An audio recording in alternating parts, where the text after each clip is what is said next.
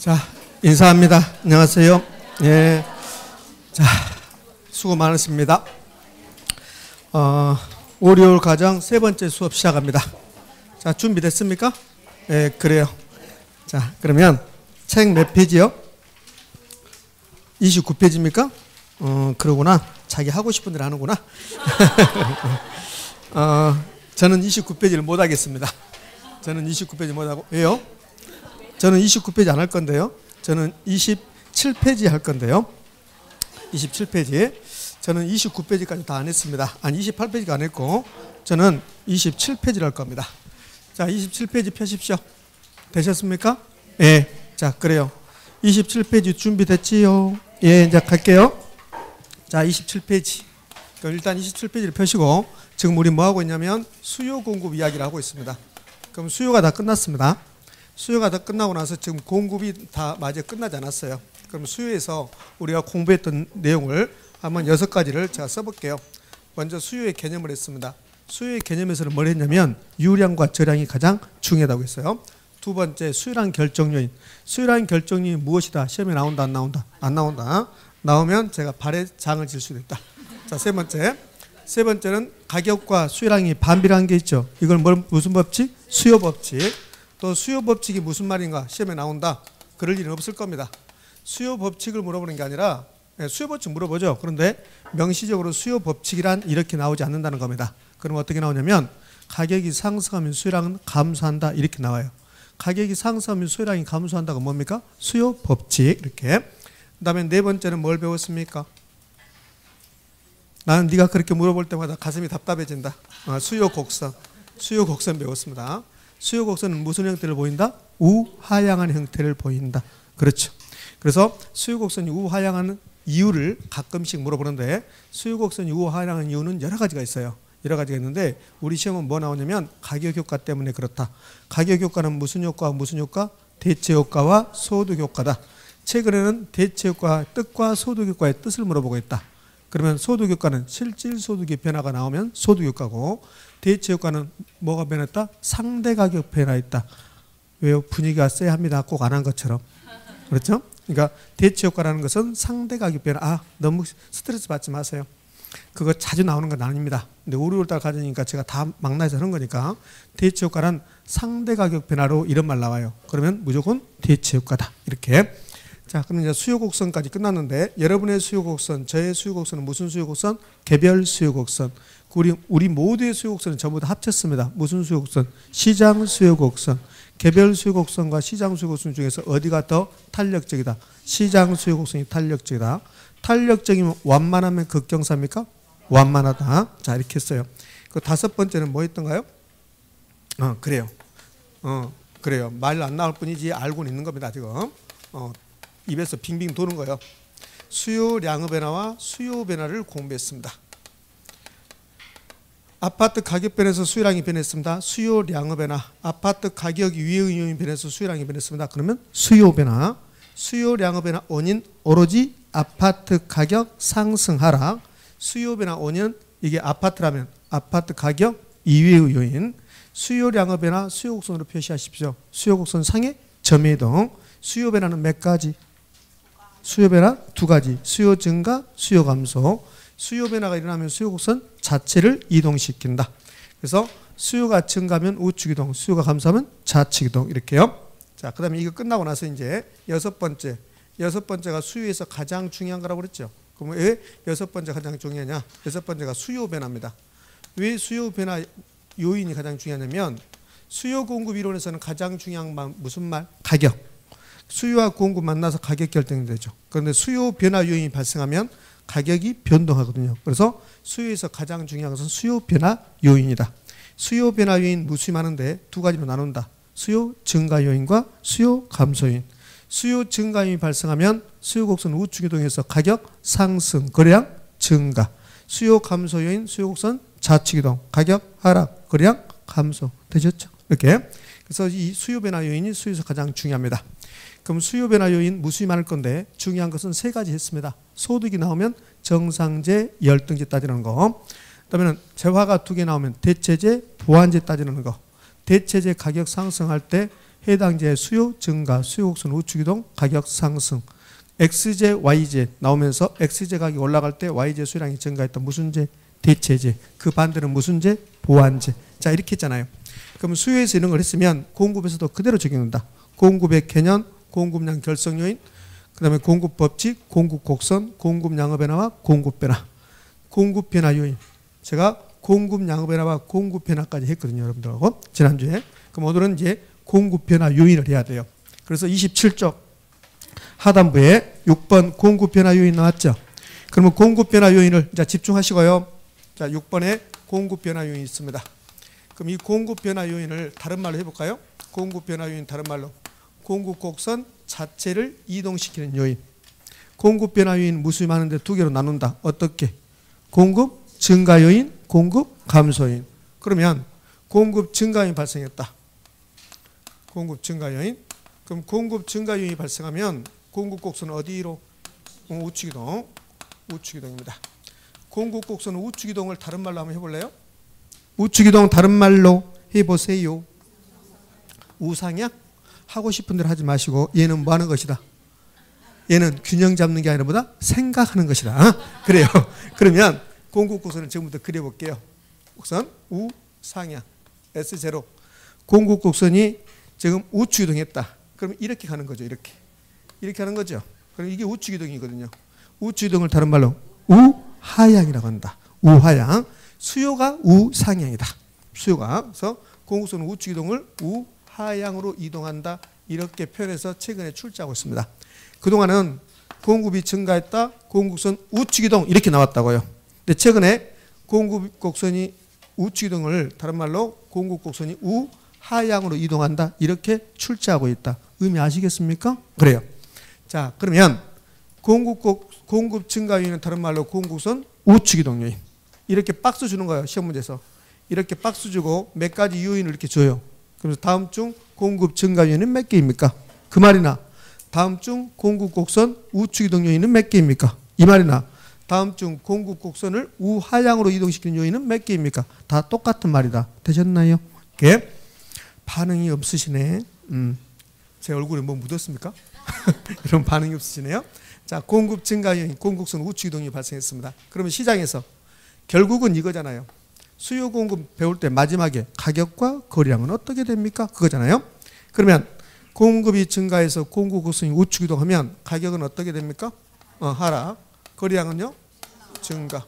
이거. 그럼 공급 감소 요인은 일부러 생각할 필요도 없어요. 다 반대로 엮어버리면 되니까.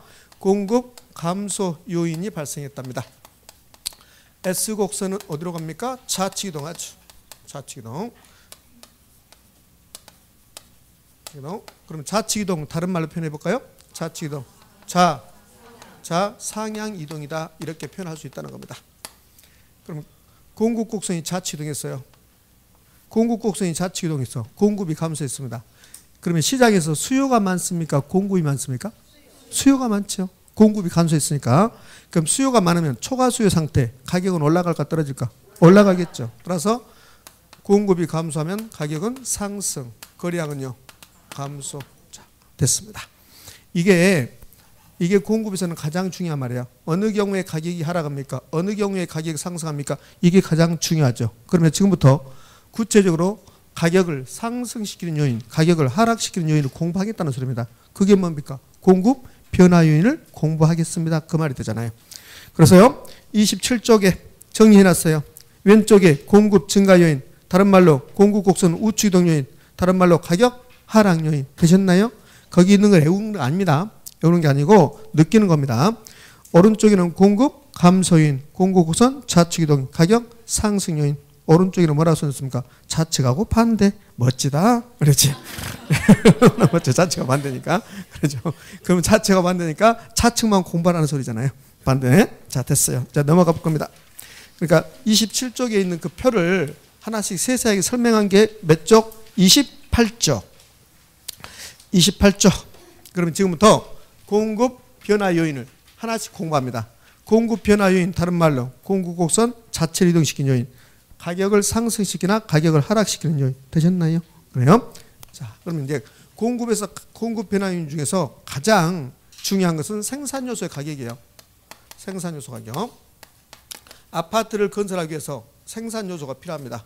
그럼 아파트를 공급하는데, 아파트를 건설하는데 생산 요소의 가장 대표적인 게 택지, 건축 자재, 건설 노동자, 이게 생산 요소죠. 그럼 생산 요소의 가격이 올라갔습니다. 생산 요소의 가격이 올라가면 생산비는 증가한다, 감소한다? 증가. 그러니까 생산 요소의 가격 상승, 생산비 증가. 그러면 공급은 증가, 감소? 감소. 공급선 우측 이동, 좌측 이동? 좌측 이동. 그래서 시장에서 가격은 뭐 할 것이다? 상승할 것이다. 거래량은 뭐 할 것이다? 감소할 것이다. 이렇게 되셨죠? 여기 공급 변화 요인에서 가장 시험에 잘 나왔던 게 생산 요소의 가격입니다. 자, 그러면 양가로 1번에 생산 요소의 가격이 상승했다. 공급 감소, 공급 구선 좌측 이동. 결국은 가격은 상승하고 거래량은 증가다, 감소다? 감소. 이제 2번이 구체적으로 나열하는 거야. 1번은 생산 요소 가격이라고 이렇게 하고 2번이 생산 요소의 가격을 구체적으로 나열한 거죠. 택지 가격 상승, 건축 원자재 가격 상승, 건설 노동자의 임금 상승. 이게 뭡니까? 생산 요소 가격 상승. 이렇게. 그러면 공급량이 감소하고 공급 감소하고 공급선 좌측 이동하고 가격은 상승하고 거래량은 뭐하고? 감소하고. 시험은 그렇게 나오겠죠. 건축 원자재 가격이 상승하면 그러면 공급은 감소할 것이고 그다음에 가격은 뭐 할 것이다? 상승할 것이다. 됐습니까? 예, 그래요. 자, 양가로 3번은 잠시 대기하고요. 자, 2번 대체재 보완재 가격입니다. 그다음에 3번은 공급자의 미래는 예상인데 2번, 3번 하기 전에 4번부터 해볼까요? 4번이 실제로 우리 시험에 쭉 나왔던 것들이야. 우리 시험에 공급 변화 요인으로 다 출제됐던 것을 제가 거기다가 다 정리해 놓은 겁니다. 이자율 등 금융 조건이 완화됐습니다. 그럼 부동산 공급자에게 대출을 많이 해준다는 소리입니다. 그럼 공급 증가. 부동산 개발 금융 활성화. 부동산 개발 금융 활성화는 쉽게 말하면 빌라 개발업자에게 돈을 많이 빌려주겠다는 소리입니다. 그럼 빌라 공급 증가. 이렇게 하시면 되겠네. 그 옆에 프로젝트 파이낸싱. 프로젝트 파이낸싱 PF라고 하는데요. 여러분에게 제가 아주 자세하게 설명하지 않았거든요. 1년에 한 번 들으면 딱 그걸로 좋게요. PF는 담보 없이, 은행이 담보 없이 돈을 빌려주는 거. 주택 건설업자들이라든지 아니면 도로를 건설한다든지 이렇게 부동산 개발 사업을 할 때 은행들이 담보 없이 돈 빌려주는 것을 프로젝트 파이낸싱이라고 그래요. 그럼 PF가 활성화됐다. 이 말은 부동산 개발업자에게 돈을 많이 빌려줍니다. 그 말이 돼요. 그럼 부동산 공급이 증가합니까? 감소합니까? 증가. 그러니까 다 똑같은 말입니다. 어떤 말이냐면 거기 부동산 개발 금융 활성화하고 PF의 뭐요? PF의 활성화는 같은 말이야. 그게 개발업자들에게 돈을 많이 빌려주겠다. 이 PF로 프로젝트 파이낸싱 기법으로 돈을 빌려서 아파트 건설 많이 하거든요. 아파트 건설할 때 대규모 자금이 필요하죠. 그때 PF 방법으로 돈을 빌려요. 개발업자가. 담보 없이 돈 빌리는 거야. 그러니까 PF에서 가장 중요한 말은 담보 없이 돈을 빌린다. 이거요. 그러니까 PF는 나중에 배우겠지만 PF가 활성화됐다. 결국은 부동산 개발업자에게 돈을 많이 빌려주겠습니다. 그 말이 돼요. 그러면 부동산 공급 증가. 그다음에 세율 등 공법적 규제가 공적 규제가 완화됐습니다. 공급 증가. 공급 구조는 어디로? 우측 이동. 결과 가격은요 떨어지겠죠. 이거는 아주 상식적인 거고.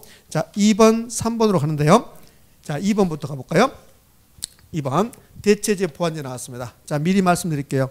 수요에서 지난주 수요에서 대체재 보완재 여러분들 머리가 많이 아팠을 겁니다. 그래서 수요에서 대체재 보완재가 이해 안 되면 공급에서 대체재 보완재를 지금 하려지 마세요. 지금 무슨 말 되죠? 그러니까 수요에서 대체재 보완재가 완배가 이해됐다. 그때 공급에서 대체재 보완재를 공부하시라고요. 두 개가 짬뽕 돼버리면 그러면 수요도 안 되고 공급도 안 되고 이것도 안 되고 저것도 안 되니까. 그럼 편하기는 해요. 이것도 안 되고 저것도 안 되면 어차피 찍을 거니까 마음은 편하죠. 그러니까 뭔가 좀 알면 불편해져. 여러분들 1, 2월 달에는 얼마나 편한 줄 알아요? 11월 달, 12월 달은 그제 학원 다니는 게 편해. 아는 건 없잖아. 근데 3, 4월 되니까 뭔가 좀 알아. 모의고사 하면 뭐 점수는 안 나와. 그러니까 머리가 불편해진다고. 그러잖아. 그러니까 학원만 되게 왔다 갔다 하잖아. 그럼 편해. 언니 왜 이렇게 신경 써? 나는 한 5년 잡고 할 거야. 얼마나 마음 편해. 그러니까 그렇게 해버려 그냥. 그렇게. 그러면 되잖아. 그치? 그러니까 자, 다른 데로 올라갔는데 시험은 이 대체재 보완재는 매우 잘 나오는데 수요가 더 잘 나와요. 그러니까 수요가 완벽하게 되면 그럼 공급을 와서 이제 생각하셔야 돼.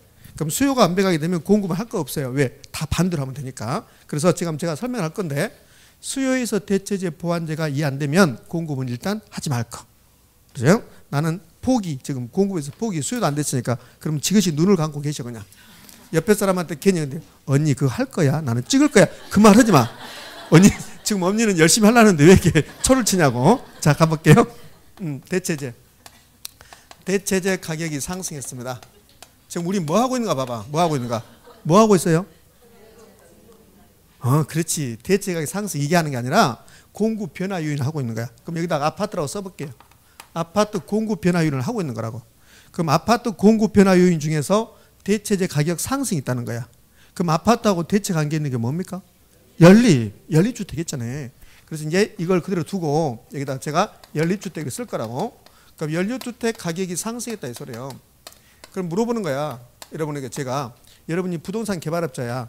연립주택 가격이 올라갔는데 아파트 공급 많이 할 겁니까? 연립주택 많이 공급할 겁니까? 연립주택.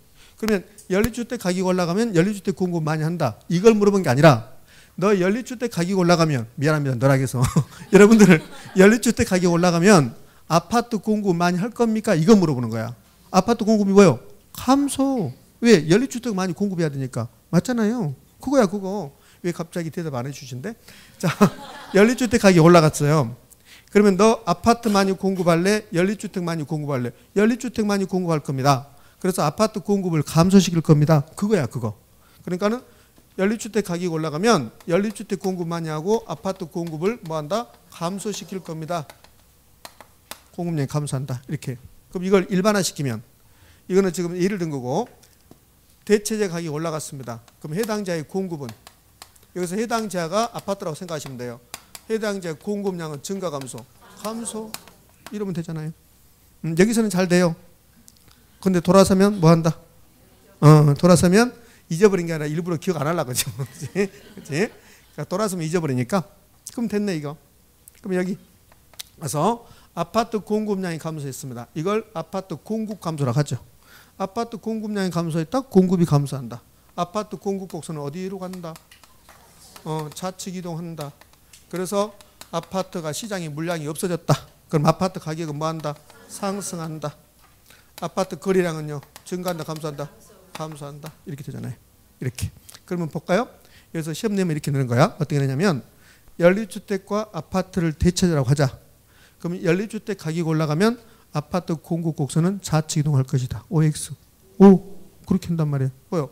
연립주택과 아파트를 대체제라고 하자. 연립주택 가격이 올라가면 연립주택 많이 공급하고 아파트 공급을 감소시킬 거니까 아파트 공급은 감소. 공급선 좌측 이동. 아파트 가격은 상승. 이렇게. 되셨나요? 왜? 지금 여러분 눈빛 보면 진도를 못 나가. 그래서 여러분 눈빛을 애써 제가 예민하고 바로 갈 거야. 자, 해당자의 공급량 증가. 해당자의 공급 증가. 공급선 어디로? 좌측 이동. 가격 상승. 거래량 감소. 되셨나요? 이렇게 된다는 거예요. 그러면 굳이 제가 이걸 이해 안 되면 하지 말아야겠잖아요. 수요를 먼저 하라겠잖아요. 그러면 왜 이걸 할 필요 없냐면 자, 우리 수요 가볼까요? 자, 대체제. 지금 수요입니다.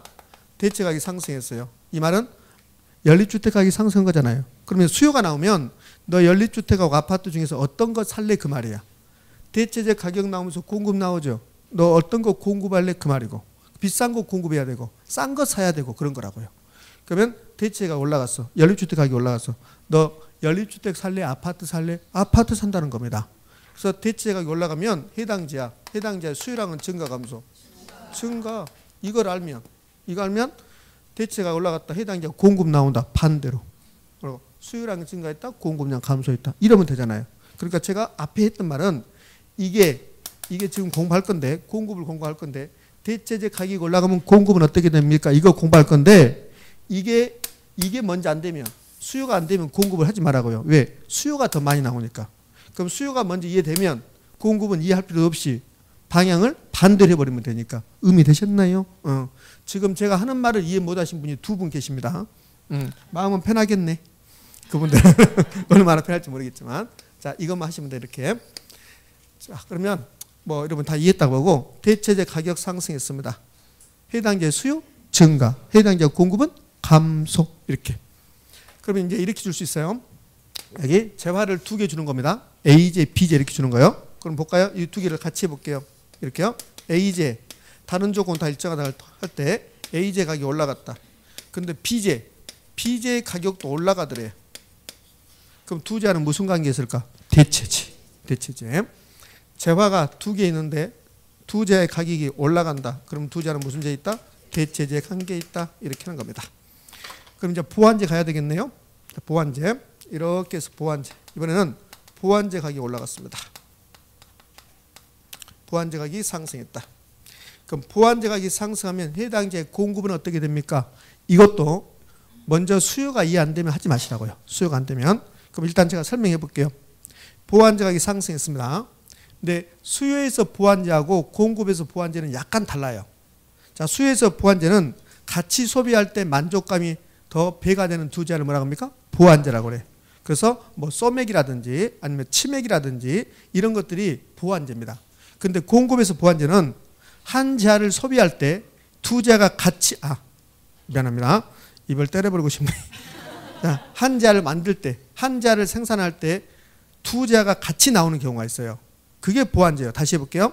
뭐 보완제가 공급에서 보완제가 무슨 말인가 물어보지 않겠지만 공급에서 보완제는 한 재화를 만들어낼 때 다른 재화도 같이 나오는 경우, 그러면 두 재화를 뭐라 한다? 보완제라고 그래. 예를 들어서 분필 이거 만들 때 분필 말고 다른 게 만들어진다. 같이 만들어진다. 그러면 두 재화를 보완제라 한단 말이에요. 자, 볼까요? 자, 사우디에서 원유를 도입했어요. 그럼 원유를 가지고 휘발유 만들죠. 휘발유 만들 때 휘발유만 나오는 게 아니죠. 등유도 나오고 경유도 나오고 이렇게 나오잖아요. 그렇지? 그러면 휘발유, 등유, 경유가 같이 나오잖아요. 맞잖아요. 그럼 그것들을 보완제라 한다고요. 보완제. 공급에서. 자, 그럼 봐봐요. 자, 예를 들어볼게요. 휘발유 가격이 올라갔습니다. 잘 들었어요. 예전에 제 별명이 불광동 휘발유였습니다. 자, 휘발유 가격이 올라갔어요. 왜 안 믿어요? 제가 여름에 짧은 팔을 못 입어요. 그래서 목욕탕에도 잘 못 갑니다. 사람들이 나를 자주 봐요. 그래서 못 봐요. 사람들이 앞을 본 게 아니라 뒤로만 보려고 그래요. 뒤만 이렇게 보려고 그래요. 뒷모습만. 그래서 못 봅니다. 자, 휘발유 가격이 올라갔습니다. 그럼 휘발유 공급이 증가할까 감소할까? 휘발유 가격이 올라가면 휘발유 공급량은 증가하겠죠. 그럼 휘발유를 많이 만들어내면, 자, 휘발유하고 등유가 보완제죠. 같이 나오니까. 그럼 휘발유 많이 만들어내면 등유 공급도 증가 감소? 증가 이렇게. 그러면 보완제가 봐요. 등유 입장에서는 휘발유가 보완제죠. 그러면 휘발유 가격이 올라갔다. 등유 공급 증가하죠. 그러면 보완제 가격이 올라가면 해당 재 공급은 증가 감소? 증가. 이렇게 하는 거예요. 증가 이렇게. 그럼 이제 이건 뭐 휘발유고 등유고 불광도 휘발유고 다 지워버리고 그리고 보완제 가격 상승, 해당 재 공급량 증가. 그럼 해당 재 공급 곡선은 어디로? 공급이 증가해서 공급 곡선 S 곡선 어디로 갑니까? 우측 이동. 우측 이동을 다른 표현을 해보십시오. 우상향, 우하향. 우하향으로 이동. 그러면 등유 가격은 상승, 하락. 등유 가격은 하락. 거래량은 증가. 되셨습니까? 이렇게. 굳이 공급이 안 되면 하지 말 거. 수요만 할 거. 그럼 이거 수요 해볼까요? 우리 많이 했잖아요. 보완제 가격이. 보완제 가격이 올라갔습니다. 그러면 삼겹살 가격이 올라가요. 수요는 삼겹살하고 소주 했잖아요. 그러면 삼겹살 가격이 올라갔습니다. 삼겹살 많이 안 먹죠. 삼겹살 많이 안 먹으면 소주 수요, 해당 재 소주 수요는요. 증가 감소? 감소. 그럼 이거 알면, 수요 알면 공급은 반대로.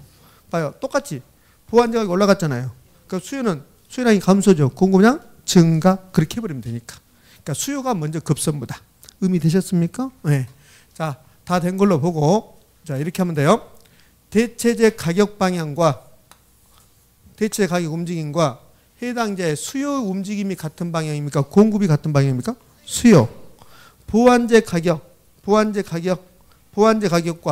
해당자의 공급이 같은 방향, 수요가 같은 방향. 공급. 보완제가 올라갔죠. 공급 증가. 그것도 하나의 방법입니다.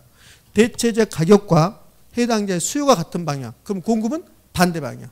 보완제 가격과 해당자의 공급이 같은 방향. 그럼 수요는 반대 방향. 되셨죠? 이거 오래 하면 오래 할수록 여러분이 헷갈려요. 실제로 그래요. 제가 여러분에게 이해를 쉽게 해서 막 설명을 하잖아요. 그러면 저는 열심히 설명하는데 여러분들은 뭐냐? 아까하고 틀린 거 같네? 막 이렇게 된다고. 그래서 여기서 멈출 거야. 아니, 실제로 제가 경험한 겁니다. 되셨습니까? 예. 자, 그 밑에 3번. 공급자의 미래에 대한 예상, 기대감. 이거는 가격이 변한 게 아니죠. 공급자에 대한 예상이잖아요. 공급자 예상. 그래서 양가로 1번. 가격 상승 예상. 공급자들이 가격이 올라갈 걸 예상한대요. 여러분들이 아파트 팔려고 지금 준비하고 있는데 아파트 가격이 올라갈 걸 예상돼요. 지금 판다, 나중에 판다. 나중에 판다. 올라가기 전에 팔아야지 미친 거죠. 미친 겁니다.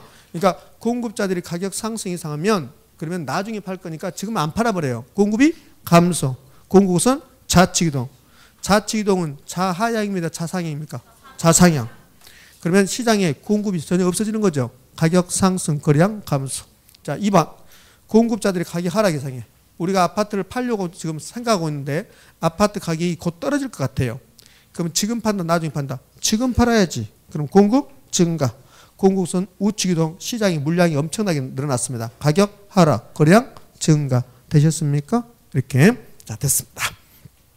자, 그 밑에 손가락 표시 갈 겁니다. 생산요소 가격 변화와 장기 단기 균형 이렇게 나왔는데 얘는 지문 하나 이해하고 가시면 돼요. 거기 있는 지문 하나 이해하고 가시면 그럼 시험에 나오면 다 대체할 수 있습니다. 단기가 뭡니까? 그랬죠. 짧은 거. 짧은 거. 나도 단기인가? 왜 이렇게 좋아하세요? 이게 단기야. 이게 이거를 장기고 그렇지. 뭐 짧은 거래. 아이 속상해. 단기. 자, 그다음에 장기 나왔습니다. 자, 그럼 단기는 짧은 거 맞습니다. 짧은 거 맞는데 단기가 무슨 뜻인가는 절대 시험에 출제하지 않습니다. 제가 학문적으로 해볼게요. 경제학적으로 단기는 복잡해요. 사실은 경제학적으로 단기는 뭐 개별 기업 입장에서 산업 입장에서 나누고 복잡합니다. 그걸 제가 여러분에게 막 지금 설명한다. 그래서는 아무런 의미가 없고 단기는 어떠한 경우도 공급을 변화시킬 수 없는 짧은 기간, 그게 단기입니다. 그러니까 단기는 공급 불변입니다. 앞에 어떤 말이 나온다 하더라도 단기가 나오면 공급 불변, 그게 단기야. 그러니까 단기가 나오면 공급량 불변, 공급 불변, 이게 단기다. 이 말 자체를 물어보지 않습니다. 단기는 공급 불변입니까? 이 말 자체를 물어보지 않아요. 근데 우리 머릿속에는 단기가 나오면 공급량이 불변이다, 공급 불변이다, 이게 있어야 돼요. 장기는요 반대로 공급량 변화가 가능한 충분한 기간. 단기는 이렇게 해요. 단기는 공급량 변화가 불가능한 짧은 기간, 그게 단기야. 그럼 공급량 변화가 불가능하다는 소리는 공급이 불변이란 소리야. 장기는 공급량 변화가 가능한 충분한 기간이야. 그럼 공급량이 변화가 가능했다. 이 말은 두 가지 의미를 가지고 있죠. 공급 증가와 공급 감소가 가능한 충분한 기간을 뭐라 한다? 장기, 이렇게 해요. 그러니까 장기가 나오면 공급 증가가 될 수도 있고 공급이 감소가 될 수도 있고 그래요. 이 말 자체는 나온다, 안 나온다? 안 나온다. 그럼 어떻게 나오냐면 이렇게 나와. 자, 이렇게 나와요. 수요가 불변인 상태에서, 수요가 불변이란 말은 수요 곡선을 안 움직인다는 소리야. 그렇죠? 이런 상태에서 어떤 일이 발생하냐면 아파트 생산 요소 가격이 떨어져요. 그다음에 생산 기술의 진보가 발생해요. 기술의 진보, 이렇게 했어요. 자, 그러면 여기 장기 단기 따지지 말고 이런 일이 발생하면 아파트 공급은 증가한다, 감소한다? 증가하죠. 그게 장기야. 그러니까 아무 말 없이 그래서 공급이 증가하냐 감소하냐 그러면 장기를 말한다고, 장기. 근데 시험은 이렇게 주고 나서 이걸 경제학적으로 단기와 장기로 구분하여 시장 상황을 이야기하십시오 그래요. 그러면 시장 상황은 이렇게 나오면, 시장 상황이 이렇게 나오면 가격은 어떻게 되고 거래량은 어떻게 됩니까? 그 말이야, 시장 상황이. 야, 요즘 시장, 부동산 시장이 엉망이야. 그럼 부동산 가격이 계속 떨어지는 거야. 거래가 안 이루어지는 거야. 그게 시장 상황이잖아요. 그러니까 시장 상황 그러면 가격, 거래량을 이야기한다고. 자, 그럼 볼래요? 수요가 불변인 상태에서 생산 요소 가격이 떨어지고 생산 기술이 진보한다 하더라도 단기적으로는요. 뭐가 불변? 공급 불변. 단기는 무조건 공급 불변이야. 그러면 수요도 불변이고 공급도 불변입니다. 그러면 시장 상황에 변화 있다 없다? 없다. 시장에 변화가 없다. 그래서 시장에 변화가 없다 말은 가격과 거래량의 변화가 있다 없다? 없다. 이렇게 된다고요. 가격 불변, 거래량 불변. 자, 그러면 장기. 장기적으로 가면 생산 요소 가격이 떨어지고 생산 기술이 진보하면 공급이 증가, 감소? 증가. 공급 증가. 그럼 수요가 불변인 상태에서 공급이 증가하면 시장에서 가격은요 떨어지고 거래량은요 증가하고 이렇게. 그러니까 똑같은 상황인데 단기하고 장기가 이렇게 시장상이 달라지는 겁니다. 경작적으로. 되셨죠? 여기서 포인트는 장기는 다 알잖아요. 우리가 아무 말 없이 그러면 장기니까 단기라는 말 공급 불변이라는 거. 앞에가 수요 불변이고 그 다음에 이 가운데 무슨 말이 나온다 하더라도 단기는 시장상의 변화 있다 없다? 없다. 그걸로 끝. 되셨습니까? 예, 그래요. 자, 그렇게 해서 28쪽이 이제 마무리됐습니다. 28쪽이요. 예. 여러분들 그 69쪽을 한번 가볼까요? 69쪽. 69쪽 가면 그러면 지역지구제가 나올 겁니다. 지역지구제에서 동그라미 3번. 지역지구제의 효가 나오죠. 그 효가 보면 장기, 단기 나오죠. 단기의 공급이란 말이 있는 거 봐봐요. 단기. 없죠. 이게 단기야. 그러니까 단기는 공급이란 말이 나오잖아요. 왜? 공급이 불변이니까. 이해되셨나요? 예. 73쪽. 73쪽을 한번 가봅니다. 73쪽을 가면 그러면 가운데쯤에 3번 임대료 보조 효과라는 말이 나와요. 찾으셨어요? 거기 보면 단기적 효과, 장기적 효과가 나옵니다. 단기적 효과를 봐봐요. 단기에서 공급이란 말이 있어요? 없어요? 없어요. 이렇게 단기는 공급이란 말이 나타나지 않습니다. 왜? 공급이 불변이니까 그래요. 의미이셨죠? 이렇게. 자, 그래서 이게 단기의 개념까지 정리해봤습니다. 다시 29쪽으로 옵니다. 이제 29쪽으로 와서 우리 수요 공급 이론에서 수요 배우고 공급 배웠습니다. 그럼 수요 배우고 공급 배웠으면 수요자와 공급자가 시장에서 만나서 서로 협상을 통해서 가격 결정을 해요. 그걸 시장의 균형이라고 합니다. 지금부터 시장의 균형을 배울 겁니다. 29쪽 시장의 균형이 나왔습니다. 시장의 균형은 시험에서 아주 빈번하게 출제되진 않아요. 시장의 균형에서는 우리가 3가지 정도만 파악하고 가면 돼요. 자, 시장의 균형이 무슨 말인가는 안 나오고 시장의 균형을 제가 그래프로 한번 표시해 볼까요? 수요 곡선과 공급 곡선 이렇게 만나는 점, 이 점을 시장의 균형이라고 그래요. 이걸 균형점 그렇습니다. 또는 균형이라고 그래요. 이때 결정된 가격을 균형 가격. 균형점에서 거래량을 균형 거래량. 자, 균형 거래량이 100개랍니다. 이게 균형 거래량. 예. 그럼 균형 거래량이 100개면 수요자의 수요량이 몇 개일까? 100개예요. 공급자의 공급량이 몇 개일까? 100개예요. 그러면 수요량과 공급량이 같을 때가 균형이라는 소리입니다. 그때 가격이 무슨 가격? 균형 가격이에요. 의미하셨죠? 제가 균형에서는 3가지 알고 가면 된다고 그랬습니다. 자, 첫 번째 알아야 될 거. 자, 29페이지 하단부로 가요. 29페이지 하단부로 보면 2번 수요와 공급 표에 의한 균형 가격, 균형 임대료와 균형 거래량의 판단 나오죠. 자, 그러면 그 표를 주고 나서 균형 거래량이 몇 개냐고 물어봐요. 그럼 어떤 게 균형입니까? 수요량과 공급량이 같은 게 균형이죠. 그러면 수요량과 공급량 같은 게 어디입니까? 80개잖아요. 80개. 의미하셨죠? 그러니까 80개일 때가 균형 상태입니다. 그러면 이 표를 주면서 균형 거래량이 몇 개입니까? 그럼 뭐라 해야 돼? 80개 이렇게 하시면 돼요. 그럼 그때 80개 쓸 때 그때 가격, 그때 임대료가 균형 임대료예요. 그러면 균형 임대료는 얼마입니까? 8만 원. 되셨나요? 그렇지. 됐습니다. 그러니까 그게 첫 번째 기억할 거야. 그러니까 균형에서는 어떤 상태가 균형이냐? 수요량과 공급량이 같을 때가 균형이다. 그럼 그 밑에 29페이지 하단처럼 표가 나오면 그 표를 여러분이 보고 균형 가격과 균형 거래량을 이야기할 수 있으면 돼요. 의미 되셨죠? 자, 다시 이제 칠판 그림으로 옵니다. 칠판 그림으로 오면 시장인데 이게 시장인데 시장은 균형 상태, 이 상태에 머물러고 싶어 해요. 균형 상태로. 그럼 이 균형 가격을 P0라고 한번 해볼까요? 균형 거래량을 Q0라고 한번 해볼게요. 그럼 이 상태가 지금 균형인데 수요와 공급 변화가 없으면 언제나 이 자리에 있습니다. 근데요, 균형 상태가 아니면 시장은 스스로 균형 상태로 가요. 그걸 시장의 자동 조절 기능이라고 그래요. 그럼 시장의 자동 조절 기능이란 말은 우리 시험에서 몇 번 등장을 합니다. 그럼 시장의 자동 조절 기능이 등장하는 게 아니라 그 말 뜻을 물어본 게 아니라 시장은 스스로 조절돼요.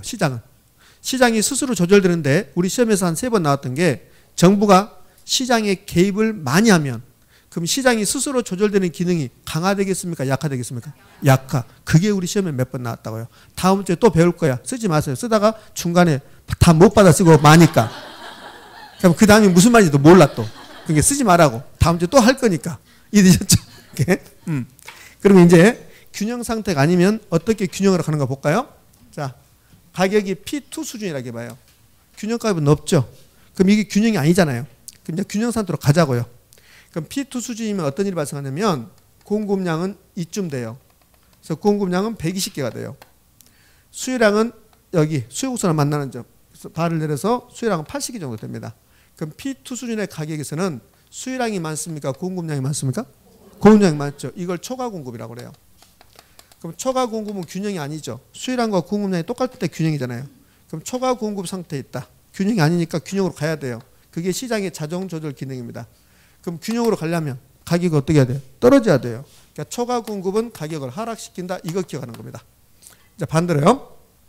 만약에 가격이 P1 수준이라고 봐요. 그럼 P1 수준이면 그림을 약간 잘못 그렸네. 이리 와. 그래서 이렇게 해버릴까? 이렇게 해볼까? 이렇게. 자, 그럼 P1 수준이면 수요량과 공급량 중에서 어디가 더 많아요? 수요량이 더 많죠. 수요량은 여기고 공급은 여기니까. 그러면 P1 수준에서는 초과 수요, 초과 공급, 초과 수요가 발생해요. 균형입니까? 아닙니까? 아니죠. 균형으로 가려면 가격이 올라가야 된다. 이 소리 이렇게. 그래서 초과 수요면 가격은 뭐 한다? 상승시킨다. 이거 기억하는 겁니다. 제가 시장의 균형에서는 세 가지 기억한다. 첫 번째 수요와 공급이 같을 때가 균형이다. 그래서 29페이지 표 그게 나오면 해결할 수 있어야 돼. 그게 첫 번째. 두 번째 균형에서는 초과 공급 나오면 가격이 떨어진다. 초과 수요 나오면 가격이 상승한다. 그래야만 시장이 균형 상태로 간다는 소리야. 의미하셨죠? 자, 이거 하고 그러면은 세 번째는 여기 이걸 계산하라고 계산 문제 줘요. 계산 문제. 그러니까 여기가 균형인데 균형 가격은 얼마고 균형 거래량은 얼마입니까? 계산 문제.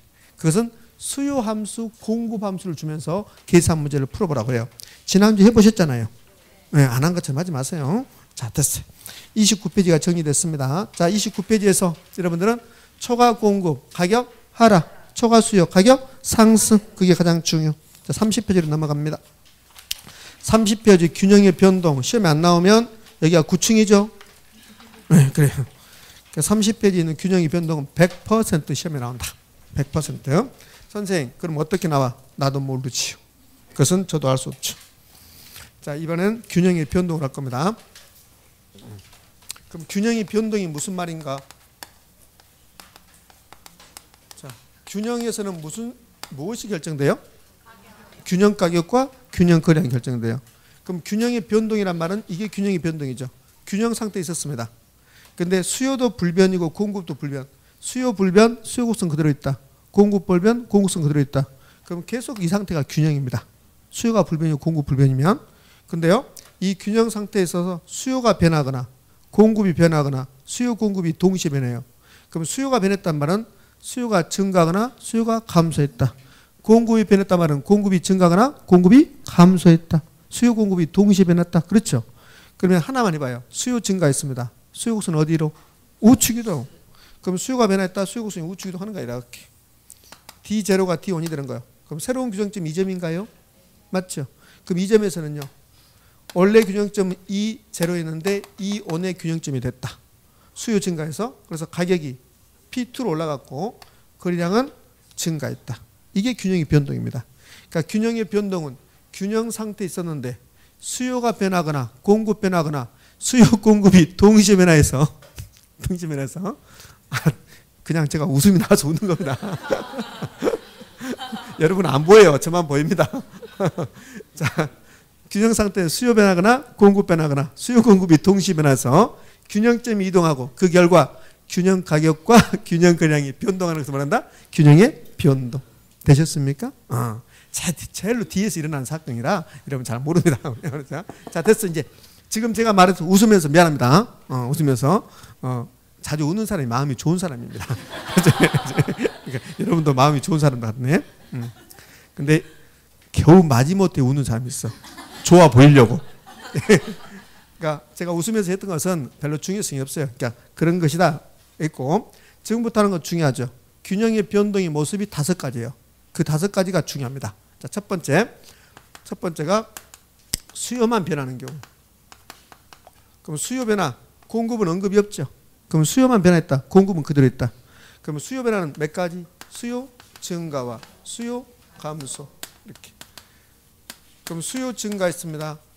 그러면 가격은 상승, 거래량은 증가. 수요 감소, 가격 떨어지고 거래량 감소하고. 자, 두 번째 공급 변화네요. 공급 변화. 공급 변화도 몇 가지? 두 가지. 공급 증가와 공급 감소가 있다. 공급이 증가하면, 자, 제가 이제 여러분 다 아시는데 여기에 한번 접목시켜 볼게요. 자, 공급이 증가했다. 수요는 그대로 있죠. 수요는 그대로 있는데 공급이 증가했다. 그러면 수요가 많다, 공급이 많다. 이제 공급이 많죠. 그럼 뭐라 한다? 초과 공급. 초과 공급 가격 하락. 따라서 공급 증가는 가격이 하락. 되셨죠? 왜? 초과 공급 상태에 있으니까. 수요는 그대로 있잖아요. 수요는 말이 없죠. 지금 이 상태에 있었어요. 균형 상태. 그러니까 수요와 공급이 똑같았어요. 근데 수요는 그대로 있는데 공급만 증가했대요. 그럼 공급량이 더 많죠. 초과 공급. 가격은 떨어진다 그 말이에요. 그럼 초과 공급 상태에 있어서 공급이 증가하면 가격은 떨어지고 거래량은 증가하고. 자, 이번엔 공급 감소. 균형 상태에 있었습니다. 공급만 감소한답니다. 수요는 그대로 있고 공급이 감소해요. 그럼 뭐가 많아요? 수가요가 많지. 자, 이번엔 100개 100개 했습니다. 예, 그래요. 알아요. 100개 100개 했는데 수요는 그대로 있고 공급만 감소해요.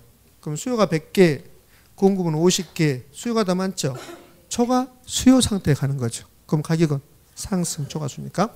그래서 공급이 감소하면 가격은 상승하고 거래량은 감소. 이렇게 되겠죠. 이렇게. 자, 얘는 뭐 다 하실 거고 이제. 자, 그다음에는 세 번째. 제가 지금 여러분과 균형의 변동의 모습을 하고 있는데 세 번째 모습. 세 번째 모습은 어느 경우일까? 수요 변화와 공급 변화가 동시에 발생하는 경우. 수요도 변화하고 공급도 변화했다. 저는 수요 변화, 공급 변화 동시에 발생한 것을 플러스로 표시했어요. 그럼 수요 변화와 공급 변화가 동시에 발생했다. 여기는 먼저 네 가지 경우가 나와요. 수요 증가, 공급 증가. 수요 증가, 공급 감소. 수요 감소, 공급 증가. 수요 감소, 공급도 감소. 그래서 몇 가지? 네 가지 나오죠. 그러니까 30페이지 가운데쯤에 1번. 야, 동그라미 3번에 수요 변화와 공급 변화가 동시에 발생하는 경우. 다른 말로 변하면 수요 곡선과 공급 곡선이 동시에 변하는 경우. 이렇게 해야 되잖아요. 자, 그러면 1번은 수요 증가와 공급 증가가 동시에 발생했다. 2번은 수요 증가와 공급 감소가 동시에 발생했다. 그 다음에 31페이지도 3번, 4번 나오죠? 그렇지. 이제 그걸 하겠다는 소리입니다. 자, 1번 보자고. 1번. 1번은 수요 증가와 공급 증가가 동시에 발생했다. 그거네요. 그럼 자, 첫 번째. 수요 증가하고 공급 증가가 동시에 발생했다. 이걸 자, 강사들마다요. 약간 여러분에게 이해시킬 때 다른 방법을 사용합니다. 어떤 강사는 그래프를 그려요. 그러면은 저는 그래프를 그리지 않습니다. 그냥 여러분하고 말로 하거든요. 그러니까 어떤 게 편할지는 그것은 장담 못해요. 그러니까 그래프를 통해서 이해시키기 위해서 하신 강사들은 그게 편한 걸로 생각하고 저는 그래프는 필요 없다. 그냥 우리 말로 하면 된다. 그래서 저는 말로 할 겁니다. 의미하셨죠? 그러면 수요 증가와 공급 증가가 동시에 발생했다. 그러면 이제 처음 공부한다면 따로따로 보라겠어요. 수요 증가를 보는 거야. 수요 증가만. 그러면 수요 증가했다. 시장에서 가격은요. 상승한다. 거래량은요. 거래량은 증가. 자, 생각하세요. 하고 싶은 대로 하지 말고. 이거는 공급 감소했습니다. 아니, 공급이 증가했습니다. 가격은요. 하락. 거래량은요. 증가. 이렇게 두 개를 더해주라고 했잖아요. 이렇게 동시에 발생했으니까. 그럼 거래량만 봤더니 두 개 다 거래량이 증가해요. 그럼 거래량이 두 개 다 증가하면 여기다가 거래량은 어떻게 될지 모른다 그러면 안 되잖아요. 가격과 거래량은 증가한다 이렇게 해야 되잖아요. 자, 가격가요. 수요 증가는 가격을 상승시키지만 공급 증가는 가격 하락시키죠. 한쪽은 가격이 상승, 한쪽은 하락이면 알 수 있어요, 없어요? 없어요. 가격이 상승할지 하락할지 가격이 불변일지 알 수 없습니다. 그래서 여기다가 알 수 없다 그래요. 정확하게는 우리 시험에 나왔던 것은 그 변화를 알 수 없다 이렇게 하는 거예요. 알 수 없다. 우리 시험은 공인중개사 시험에서는 알 수 없다가 나왔는데 공인회계사 시험에서는 불분명 이렇게 나와서 불분명 이렇게요. 수요 증가와 공급 증가가 동시에 발생했다. 그러면 거래량은 증가하고 가격은 불분명하다 이렇게 낸 적이 있습니다. 공인회계사 시험에서. 그럼 가격은 알 수 없다. 이 말이나 불분명이나 똑같은 말이다. 되셨나요? 그럼 불분명, 알 수 없다. 이 말은 가격이 상승할지 하락할지 불변일지 세 가지 중에 하나가 나온다. 이 소리예요. 이게. 의미하셨나요? 그러면 시험 문제에서 그냥 수요 증가와 공급 증가가 동시에 발생했다. 그러면 이게 답이라는 거. 다음. 근데 이 속에 몇 가지가 숨어 있습니까? 세 가지가 숨어 있는 겁니다. 세 가지가. 수요 증가와 공급 증가가 동시에 발생하는데 이제 이거는 쉬워요. 수요 증가가 더 크다 이렇게 나왔어요. 그럼 큰 쪽이 답이다. 큰 쪽이. 수요 증가가 답이다. 여기 볼래요? 1번 수요 증가와 공급 증가가 동시에 발생했다. 이때는 뭔가 생각해야 돼요. 맞잖아요. 근데 얘는 수요 증가와 공급 증가보다 크다. 생각할 것도 없어요. 수요 증가가 답이다. 큰 쪽이 답이다. 그러면 되니까. 그럼 수요 증가가 공급 증가보다 더 크다라고 시험에 나왔습니다. 봐요. 수요 증가가 공급 증가보다 크게 일어날 때 이렇게 났어요. 그럼 공급 증가는 무시. 수요 증가가 답이다. 그럼 가격은 뭐한다? 상승하고 거래량은 뭐한다? 증가한다. 이렇게. 아직 갈목 상대는 안 되지만 여러분들 3월달, 1월달, 2월달 비해서 엄청 발전한 줄 아시죠? 스스로. 3월달, 1월달, 2월달 이거 말하는 순간 가격이 올라가다 떨어졌다 막 마음대로 했습니다. 근데 요즘은 일목요연하게 이제 이야기 하시잖아요. 거의 대부분이 이구동성으로. 그게 이제 실력이 쌓여간다는 소리죠. 자, 두 번째는요. 수요 증가와 공급 증가 같은 크기로 발생하는 경우가 있어요. 이거는 잠시 대기합니다. 자, 3번. 이럴 수도 있잖아요. 수요 증가하고 공급이 증가하는데 그런데 1번하고 반대로 공급 증가가 더 큰 경우 이럴 수 있죠. 그럼 뭐가 답이다? 공급 증가가 답입니다. 이렇게. 그럼 공급 증가가 답이기 때문에 가격은 떨어지고 거래량은 증가하고 이 경우 수요 증가와 공급 증가는 1번, 2번, 3번 어떻게 나오든 간에 거래량은 무조건 증가야. 거래량은 쟁점이 아니에요. 거래량 무조건 증가. 증가잖아요. 증가 다 증가예요. 가격이 쟁점이야. 가격이 알 수 없었잖아요. 가격이 알 수 없었으니까 수요 증가하는 경우는 가격이 상승하는 경우고 수요 증가가 더 큰 경우는 공급 증가가 더 큰 경우는 가격이 하락하는 경우고. 그럼 하나 더 나와야지. 여기 알 수 있다는 것은 세 가지 경우잖아요. 상승, 하락, 불변. 그럼 상승이 나왔잖아요. 하락이 나왔잖아요. 그럼 여기는 뭐요? 불변이 나와줘야지. 그러면 수요 증가와 공급 증가가 똑같다. 같은 크기로 난다. 가격, 거래량 가지고 고민하면 안 되죠. 거래량은 증가, 가격은 불변 일정. 알 수 없다면 안 돼요. 수요 증가와 공급 증가가 같은 크기로 발생했다. 수요 증가와 공급 증가가 같은 크기로 발생했다. 그러면 거래량은 증가하고 가격은 알 수 없다. 그러면 안 된다고. 가격은 불변이야. 수요 증가와 공급 증가가 동시에 발생했다. 여기는 동시에 발생했다고 그래. 동시에 발생. 그럼 동시에 발생했다. 그러면 거래량은 증가, 가격은 알 수 없다. 이렇게 해야 돼요. 근데 여기는 동시에 발생하는데 같은 크기로 발생한다. 그러니까 여기 양가로 1번하고 동그라미 2번하고는 다른 말이라는 거. 헷갈리면 안 된다는 거. 의미 되셨죠? 자, 그러면 여기 이제 설명해 줘야지. 제가 설명해야 되잖아요. 왜 수요 증가와 공급 증가가 똑같으면 가격이 불변일까? 자, 수요 증가와 공급 증가가 일어나기 전에 원래 가격이 1,000원이었어요. 1,000원. 자, 이런 일이 있기 전에 원래 가격이 1,000원이었습니다. 수요가 증가했어요. 가격이 올라가겠죠. 수요 증가한테 가서 물어봐. 야, 너 가격 얼마 올라갈 건데? 나 100원 올라갈 거야. 아, 그렇구나. 그럼 100원 여기다 올려요. 100원 올라갔으니까. 그럼 얼마가 됐어요? 1,100원 됐죠. 이제는 공급도 증가한대요. 그래서 공급 증가한테 물어봐. 너 증가했니? 그럼 너 가격 떨어지겠네? 얼마 떨어질 건데? 수요 증가해서 가격 올라간 만큼. 그러면 수요 증가해서 가격이 100원 올라갔죠. 공급 증가도 수요 증가가 똑같으면 가격이 100원이 떨어지겠죠. 그럼 여기서 100원 빼야지. 그러면 가격은 얼마? 1,000원. 그래서 원래 상태 그대로 간다는 겁니다. 그러니까 수요 증가의 크기와 공급 증가의 크기가 같으면 가격은 뭐다? 불변. 되셨나요? 이렇게. 자, 이거 볼까요? 수요 증가와 공급 증가가 동시에 발생했다.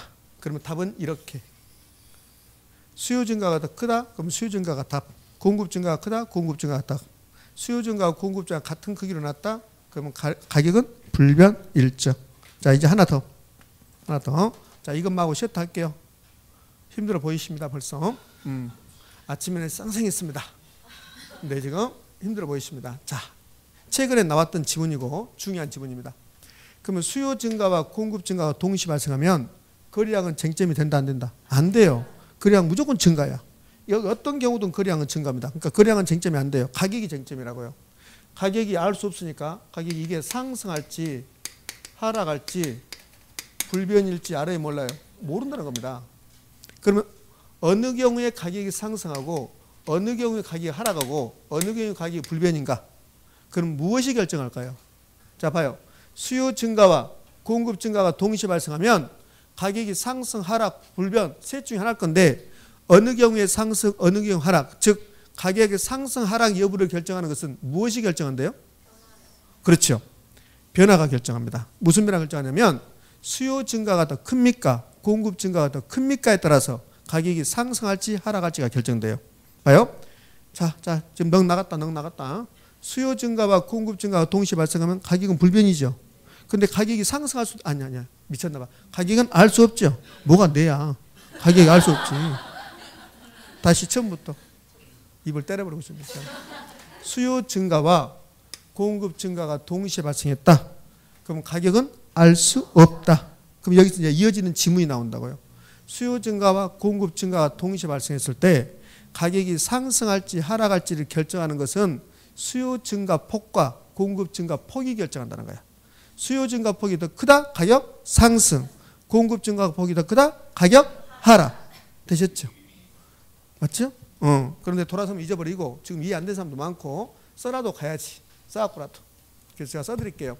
수요 증가와 공급 증가가 동시에 발생하면 가격 상승, 하락 여부는